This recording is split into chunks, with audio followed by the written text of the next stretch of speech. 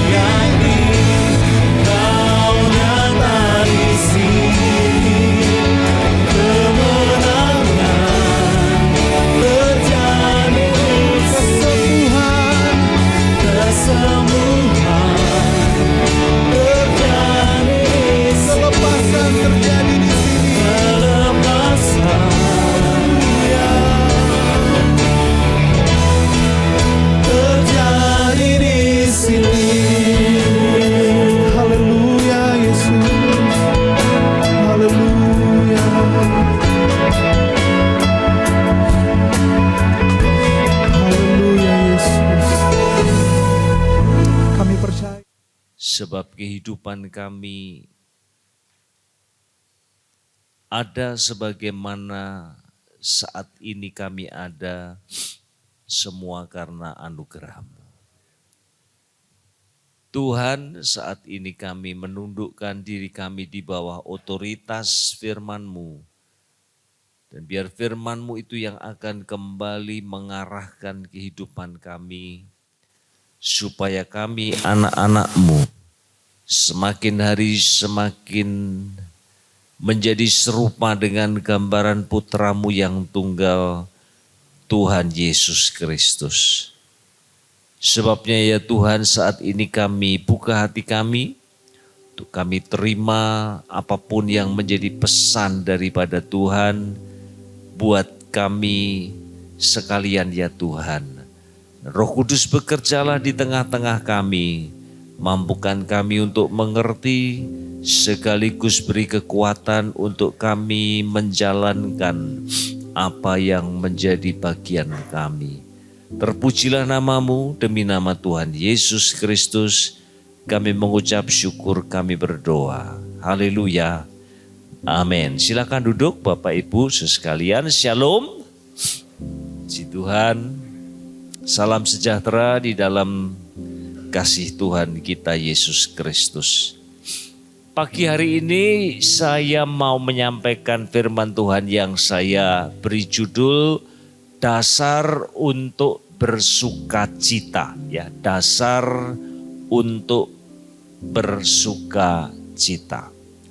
Nah, Bapak Ibu sekalian, hari-hari ini kalau kita mau cari-cari alasan untuk kita tidak bersukacita, maka dengan cepat sekali kita akan menemukannya. Ada banyak hal yang terjadi dalam hidup kita yang membuat sukacita kita menguap. Ya. Tetapi kita sebagai orang-orang percaya, kita dipanggil ke dalam sebuah kehidupan yang penuh dengan sukacita. Nah, apakah ketika Rasul Paulus berkata, bersukacitalah senantiasa, apakah itu mungkin? Ya, sebuah pertanyaan penting yang saya pikir kita semua pernah ya merenungkannya. Nah, pada kesempatan ini saya mau ajak kita untuk belajar dari satu bagian firman Tuhan yang saya yakin kita semua familiar, ya. Tapi saya mau ajak kita kembali lagi mendalaminya, dan kita akan belajar dua kebenaran ya yang menjadi dasar dari sukacita kita. Mari kita akan sama-sama melihat teks firman Tuhan di dalam Roma pasal 8 ayat 28 sampai dengan 30. Ya, Roma 8 28 sampai dengan 30. Kita tahu sekarang bahwa Allah turut bekerja dalam segala sesuatu untuk mendatangkan kebaikan bagi mereka yang mengasihi Dia, yaitu bagi mereka yang terpanggil sesuai dengan rencana Allah. Sebab semua orang yang dipilihnya dari semula, mereka juga ditentukannya dari semula untuk menjadi serupa dengan gambaran anaknya, supaya ia, anaknya itu, menjadi yang sulung di antara banyak saudara. Ayat 30. Dan mereka yang ditentukannya dari semula, mereka itu juga dipanggilnya. Dan mereka yang dipanggilnya, mereka itu juga dibenarkannya.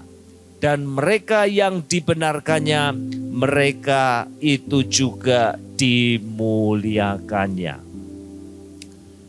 Dalam 3 ayat ini paling tidak kita menemukan ada 2 dasar yang kokoh. Ya, tidak seperti kalau kita makan durian yang enak lalu kemudian timbul kesenangan, kenikmatan, atau kita pergi ke satu tempat yang sudah lama kita impikan, kita senang sebentar, lalu kemudian lenyap. Ya, dua dasar yang kokoh ini ya di dalam 3 ayat ini itu akan menjadi dasar, menjadi pondasi. Bahkan di saat yang paling sulit sekalipun kita tetap bisa bersuka cita. Mari kita akan lihat 2 kebenaran ini. Yang pertama, buruk jadi baik. Saya mau baca sekali lagi, sekalipun ayat-ayat ini sangat akrab sekali ya buat kita. Tetapi saya mau menegaskan sekali lagi pada pagi hari ini. Kita tahu sekarang bahwa Allah turut bekerja dalam segala sesuatu untuk mendatangkan kebaikan bagi mereka yang mengasihi Dia. Saudara, bukankah yang membuat kita kehilangan sukacita itu kalau kita mengalami sesuatu yang buruk dalam hidup ini ya. Entah itu penyakit, kelemahan fisik, atau masalah di dalam pekerjaan kita, atau masalah di dalam rumah tangga kita, masalah dengan anak-anak kita, masalah dalam pelayanan-pelayanan kita, dan itulah yang seringkali menggembosi sukacita kita. Tapi perhatikan ayat tadi, segala sesuatu ya itu diramu oleh Allah untuk mendatangkan kebaikan, dan ini dasar saudara ya untuk kita senantiasa bisa bersukacita, sebab di tangan Allah yang buruk jadi baik.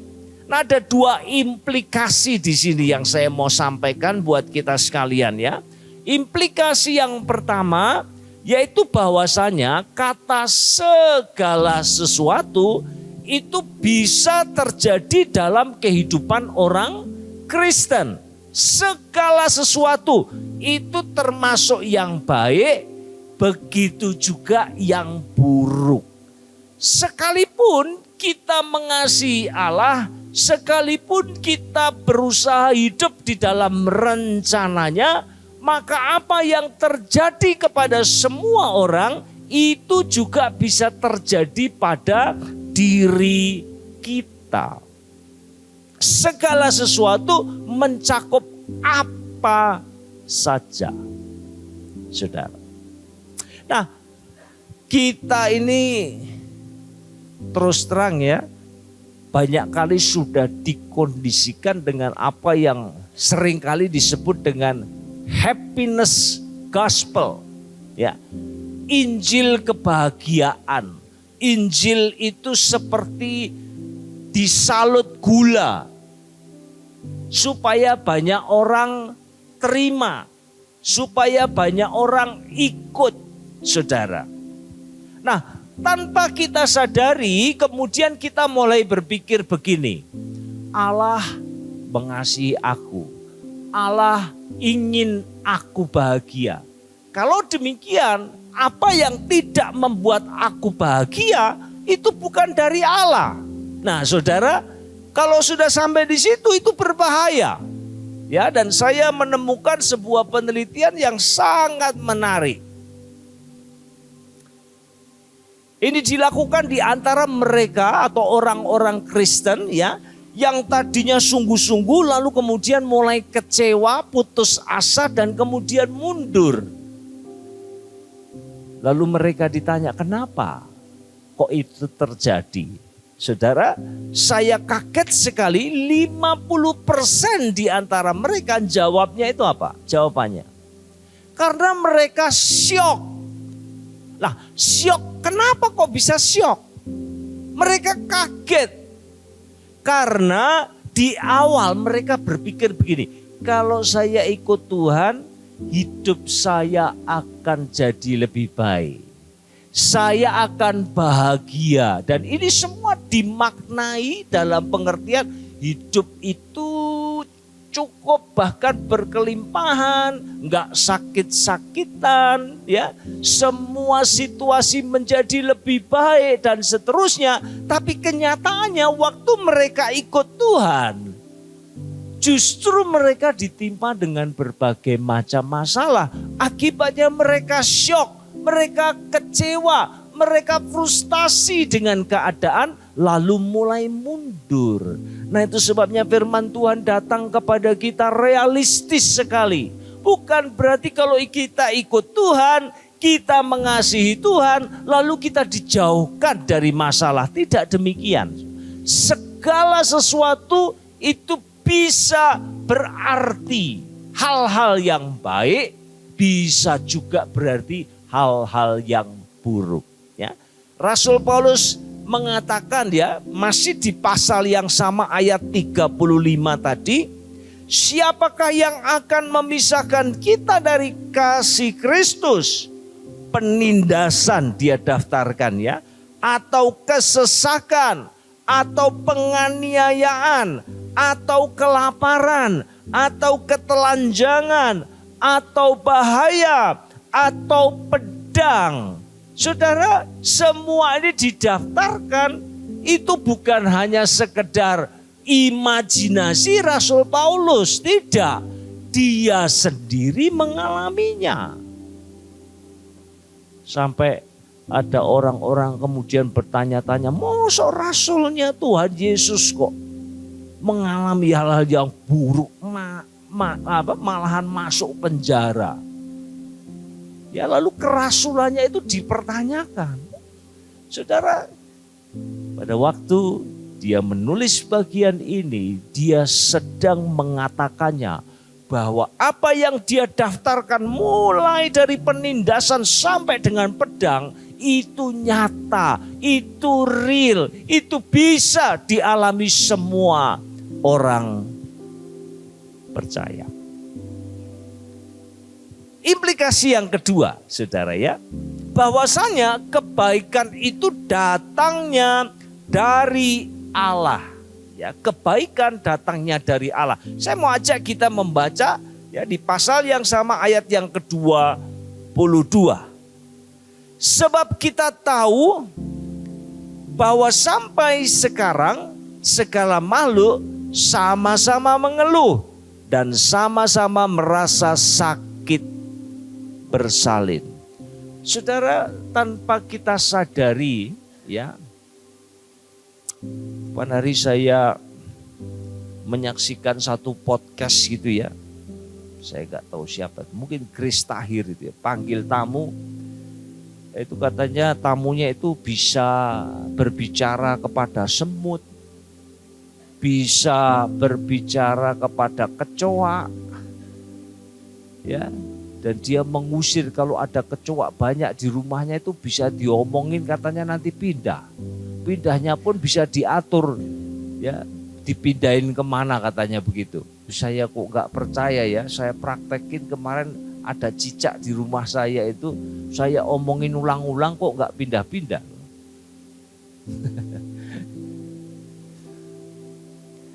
Tapi sudah firman Tuhan bisa dipercaya, ya.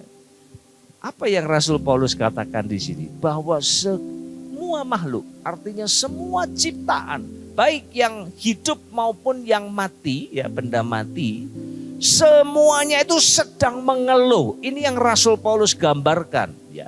Dalam pengertian apa mengeluh? Karena akibat daripada dosa, maka terjadi kemerosotan, terjadi kekacauan, terjadi penderitaan. Dan dunia ini merasakannya. Pakai gambaran seorang wanita yang hendak bersalin, ya. Ini menggambarkan bahwa semua makhluk di dunia ini merasakan dampak daripada dosa itu. Dan dosa merusak semua tatanan yang Allah ciptakan. Apakah dunia kita ini adalah dunia yang terburuk. Apakah dunia ini seperti neraka? Tidak, saudara. Tidak. Ya. Dan ada alasannya kenapa kok dunia ini nggak jadi seperti neraka. Padahal dosa itu sifatnya kan merusak sekali. Ada alasannya. Kenapa? Allah membatasi kejahatan. Kalau tidak, saudara, maka dunia ini akan hancur oleh dosa. Jadi kalau saat ini, saudara ya, tubuh kita sehat. Kalau saat ini, sekalipun pekerjaan kita mungkin jalannya itu lambat sekali, tetapi masih jalan dan masih bisa mencukupi, meskipun nggak banyak, nggak berlebihan maksud saya, ya. Tapi kalau itu masih berjalan, kalau keluarga kita masih baik-baik saja, itu semua karena pekerjaan Allah, saudara. Semua kebaikan datangnya dari jawab Tuhan. Saudara merasakan apa yang baik dalam kehidupanmu, maka itu datang dari Tuhan. Sebab dosa itu merusak segala sesuatu. Ya. Dan mengatakan bahwa buruk jadi baik bukan berarti dalam kekristenan itu kita mengingkari kejahatan. Tidak loh saudara ya. Ingat ya, pada saat Tuhan Yesus di depan kuburnya Lazarus, ya, Tuhan Yesus menangis. Tuhan Yesus menangis. Artinya apa? Bahwa Tuhan itu benci dengan penderitaan, benci dengan penyakit, benci dengan kematian. Sampai-sampai dia sendiri datang ke dunia ini untuk menghancurkan kekuatan kejahatan, kekuatan daripada dosa. Kita tidak mengingkari kejahatan. Jahat ya jahat, buruk ya buruk. Tetapi ingat, di tangan Allah yang buruk bisa menjadi baik. Amin saudara. Dan itulah yang memberi kepada kita dasar, alasan untuk kita tetap bersukacita sekalipun kita menghadapi situasi yang tidak menyenangkan. Saya suka apa yang diungkapkan oleh Joni Eareckson. Sekali lagi saya mengutip dari beliau, saudara ya. Mari kita lihat sama-sama. Beliau katakan demikian, Allah mengizinkan apa yang ia benci. Penyakit, penderitaan, kerusakan, malapetaka, bencana alam, untuk mewujudkan apa yang ia cintai. Bapak Ibu Saudara yang dikasihi oleh Tuhan Yesus. Kapan hari sempat rame itu ya, gara-gara omongannya Edis TV itu loh ya. Siapa sih dibalik kematian Tuhan Yesus ya? Siapa dibalik penyaliban Tuhan Yesus? Kalau kita kembali kepada firman Tuhan ya, pasal yang ke-13 dari Injil Yohanes, maka perannya iblis itu sangat kuat sekali. Ya. Dia membisikkan rencana jahatnya kepada Yudas. Lalu kalau kita baca di ayat 27, jelas sekali dikatakan bahwa Yudas itu kemudian dirasuk iblis. Dirasuk iblis ini bukan kemudian manifestasi yang aneh-aneh dan sebagainya seperti yang digambarkan dalam Injil-Injil sinoptik. Tidak, saudara. Tapi betul-betul dirinya dikuasai sepenuhnya oleh iblis. Sehingga akhirnya dia berkhianat.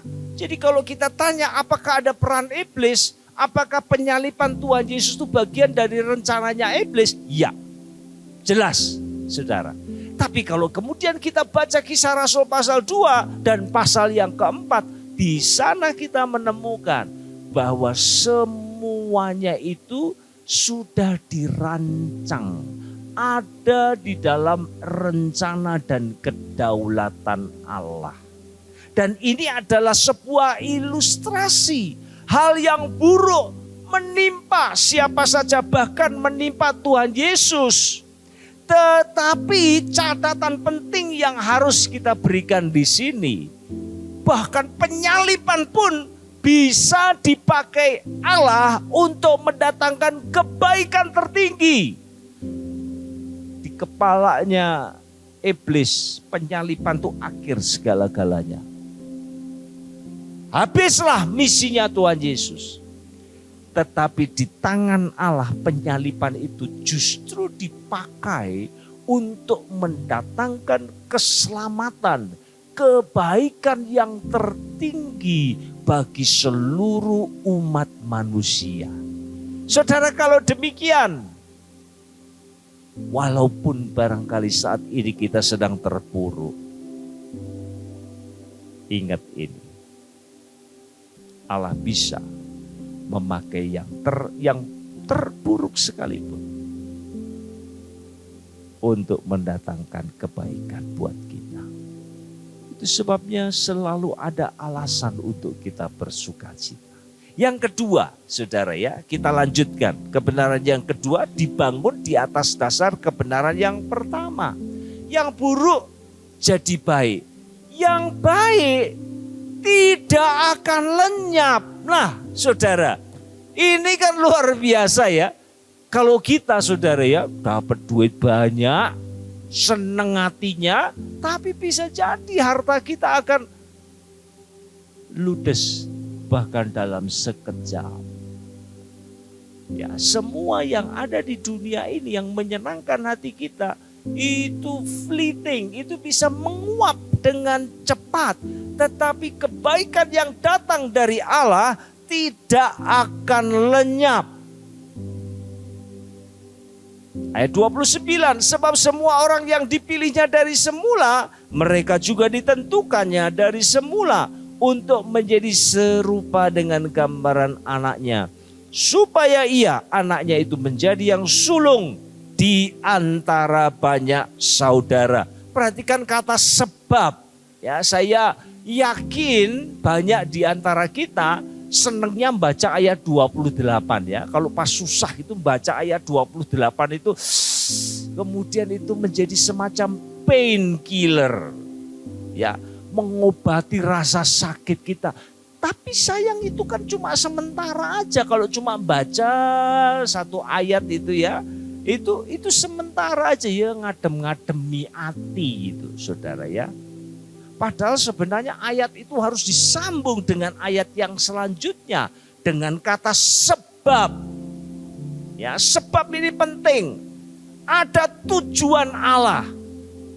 Kalau Allah mengizinkan sesuatu yang buruk terjadi dalam hidup kita, ada tujuannya. Tujuannya apa sih? Membentuk karakter kita supaya kita menjadi serupa dengan gambaran putranya. Jadi saudara bayangkan begini ya, kalau setiap kali saudara itu tanya sama Tuhan gitu, Tuhan kenapa sih kok aku sakit? Tuhan kenapa sih kok aku kehilangan orang yang aku cintai? Tuhan kenapa sih kok bisnisku ambruk? Kenapa Tuhan? Maka kalau boleh jujur ya, berdasarkan ayat yang ke-29, jawaban Tuhan adalah supaya aku bisa membentuk dirimu menjadi serupa dengan putraku yang tunggal. Buat Tuhan itulah kebaikan tertinggi, itulah yang paling mulia, itulah cita-cita terbesar yang bisa kita raih dalam hidup kita, saudaraku ya. Nah, kalau kita melihat diri Tuhan Yesus, apa yang paling menonjol di dalam dirinya? Kita bisa membuat list panjang. Kasihnya, ketaatannya, pengorbanannya, kerendahan hatinya, belas kasihannya, pengampunannya, dan seterusnya dan seterusnya. Saudara, saya mau tanya, bisa enggak saudara mendapat semuanya ini ya, karakter ini, hanya duduk ibadah, dengar firman, pulang. Duduk di kelas, belajar Bible study, pulang, lalu tahu-tahu jadi sabar, tahu-tahu jadi taat, tahu-tahu jadi rendah hati, tahu-tahu suka mengampuni. Apa bisa begitu, saudara? Saya tanya. Kan tidak. Ya, kita harus digodok dulu. Di sekolah kehidupan ini ada konflik dengan sesama, belajar mengampuni. Sekarang bisnisnya lagi macet, belajar sabar dan bertekun. Akhirnya itu mulai terbentuk, saudara. Jadi nyambung sekali ayat 28-29. Kenapa segala sesuatu itu mencakup hal-hal yang buruk? Kenapa? Karena disitulah Allah bisa mengubah, mentransformasi kehidupan kita. Dari yang dulunya jahat, dari yang dulunya enggak sabaran, dari dulunya yang suka marah-marah, sulit sekali mengampuni. Lalu Tuhan proses, dan akhirnya kita makin hari makin menjadi serupa dengan Tuhan kita Yesus Kristus. Amin, saudara. Dan perhatikan di sini, ini pakai bahasa yang pasti loh. Sejak dari semula, ya, dari semula itu menggambarkan dalam kekekalan. Coba kita sambung ya di ayat yang ke-30, saudara ya. Kita mau melihat ini sebagai sebuah unit. Ya, ayat 30. Mereka yang ditentukannya dari semula, mereka itu juga dipanggilnya. Dan mereka yang dipanggilnya, mereka itu juga dibenarkannya. Dan mereka yang dibenarkannya, mereka itu juga dimuliakannya. So, perhatikan ya, di sini ada 5 kata kerja ya yang dipakai oleh Rasul Paulus. Dipilih, ditentukan, dipanggil, kemudian dibenarkan, dan terakhir dimuliakan. Perhatikan ya, 1-4 itu past tense ya. Sudah lampau. Dari semula kita dipilih, ditentukan, dipanggil, dibenarkan. Past tense kan? Kalau dimuliakan, saya tanya, saudara sudah dimuliakan apa belum? Tolong dijawab. Dari wajahnya kelihatan belum sih. Kalau sudah nggak ada yang merengut ya. Nggak ada yang ngantuk. Pikiran kita kan dimuliakan itu pasti future kan, masa depan kan. Tapi saudara, apa yang saudara kira itu nggak benar. Apa yang saudara duga itu nggak benar. Semua kelima-limanya ini ditulis dalam bentuk past tense. Dari semula. Artinya apa sih? Saudara, jelas sekali bahwa apa yang Tuhan janjikan di sini itu pasti terjadi. Artinya kalau Tuhan kasih kebaikan buat saudara, dan inilah kebaikan tertinggi saudara, ini paket keselamatan itu. Dan perhatikan, apa yang Tuhan sudah taruh di tangan kita, itu tidak akan lenyap. Kalau begitu saudara, ada dasar yang kuat untuk kita bisa bersukacita apapun yang kita alami dalam hidup ini. Amin, saudara. Amin. Ini berita sukacita kok lemes loh, saudara. Ya, amin. Sedikit lagi, amin. Nah, sudah full. Bagaimana tidak, saudara? Yang buruk jadi baik. Yang baik tidak akan lenyap. Tidak bisa diambil oleh siapapun. Itu secure. Itu aman. Karena Allah sendiri yang mengerjakannya bagi kita. Puji Tuhan. Saya tahu banyak di antara kita yang datang saat ini barangkali dengan membawa beban yang berat. Tapi ingat dua kebenaran ini. Dan saya mau katakan sukacita saudara itu berbanding lurus dengan pemahaman saudara akan dua kebenaran ini. Saudara semakin memahami, semakin menghayati, semakin mempercayai, sukacitamu juga akan sejauh itu. Berbanding lurus saudara. Karena mata kita tidak tertuju kepada apa yang ada sekarang dan di sini.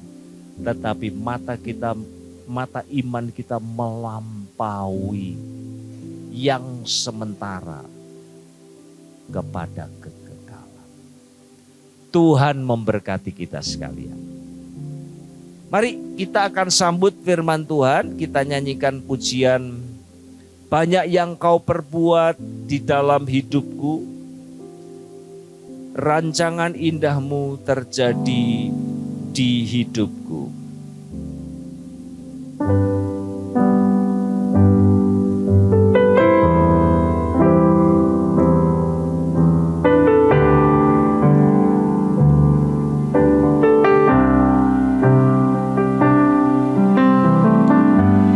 Banyak yang kau perbuat di dalam hidup, rancangan indahmu terjadi di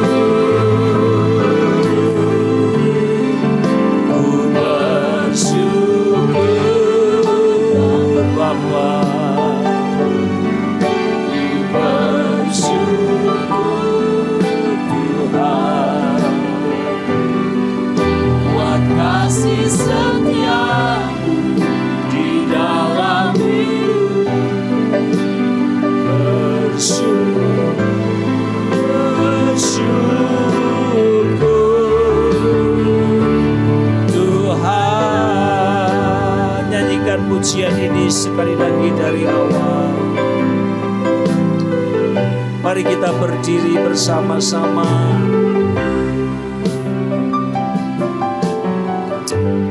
Banyak yang kau perbuat di dalam hidup, rancangan indahmu terjadi di hidupku.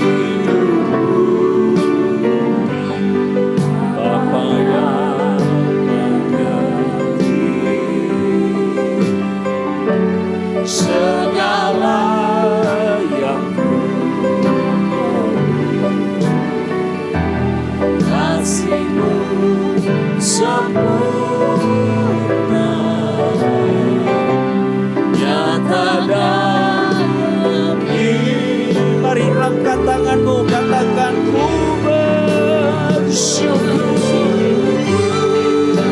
Oh, mari syukuri segala berkat yang Tuhan telah nyatakan dalam kehidupan kita. Haleluya. Oh, terima kasih Tuhan. Syukur, ku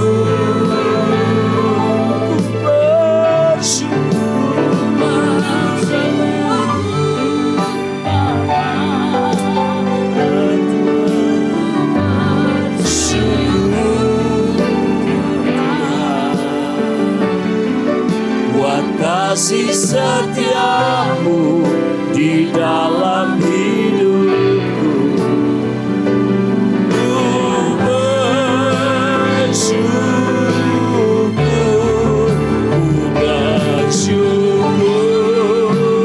Bapa.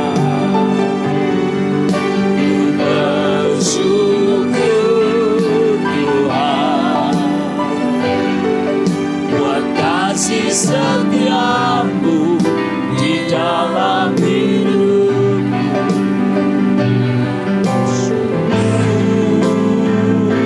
Ku bersyukur. Mari bersyukur kepadanya. Terima kasih Tuhan. Haleluya. Setiamu di dalam hidup, ku bersyukur,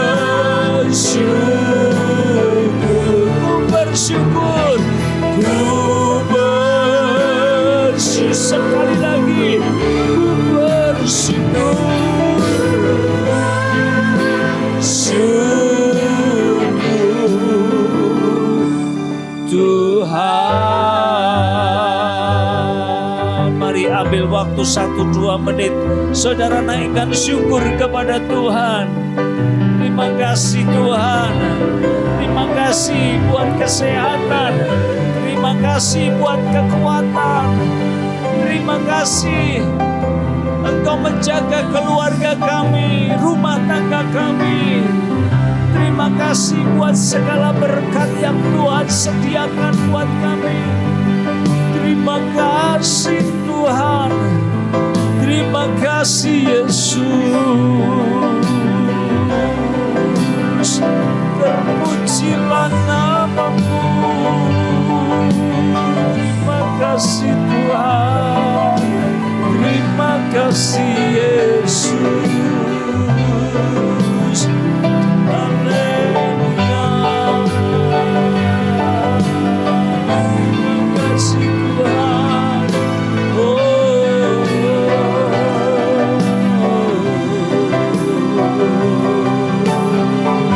Terima kasih Bapa. Terima kasih. Terima kasih Bapa.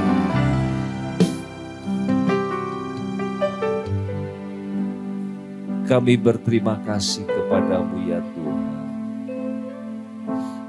Sekalipun memang kehidupan tidak semakin mudah,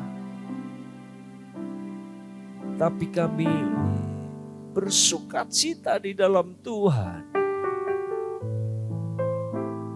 Yang buruk Kau jadikan baik, yang baik itu menetap kekal selamanya. Kami bersyukur. Dan tolong kami ya Tuhan untuk kami terus mengingat kebenaran-kebenaran ini ya Tuhan. Sehingga saat situasi tidak memungkinkan kami bersyukur dan bersukacita, tetapi di dalam Tuhan kami bisa bersukacita di dalam Tuhan. Terima kasih Bapa, terima kasih Tuhan. Kami Kembalikan segala puji, hormat, kemuliaan hanya bagi Tuhan saja. Memberkati setiap umat-Mu yang datang pada pagi hari ini.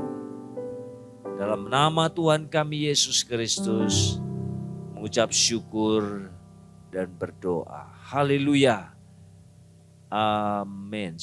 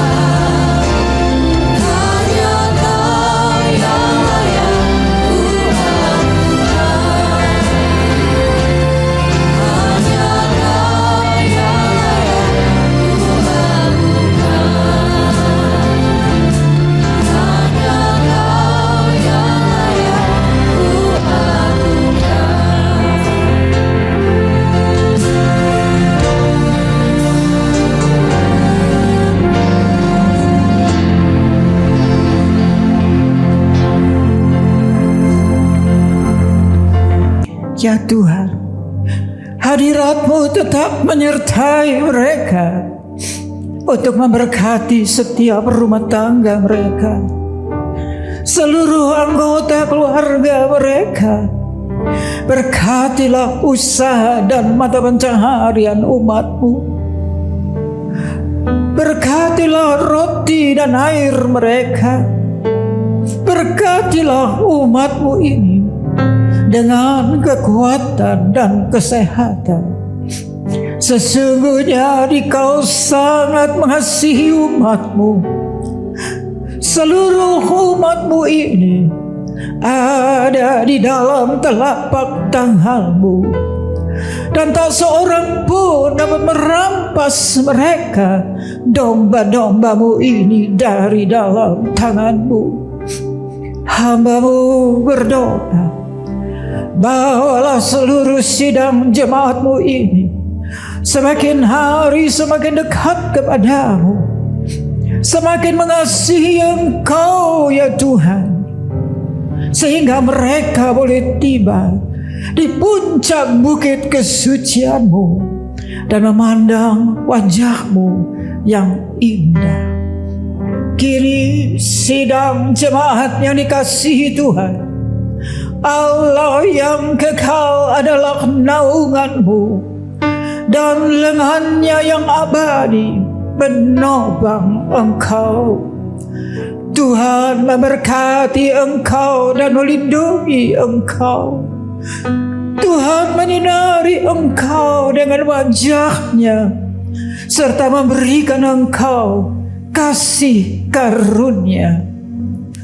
Tuhan menghadapkan wajah-Nya kepadamu dan memberikan engkau damai sejahtera di dalam berkat nama Tuhan Yesus Kristus. Amin.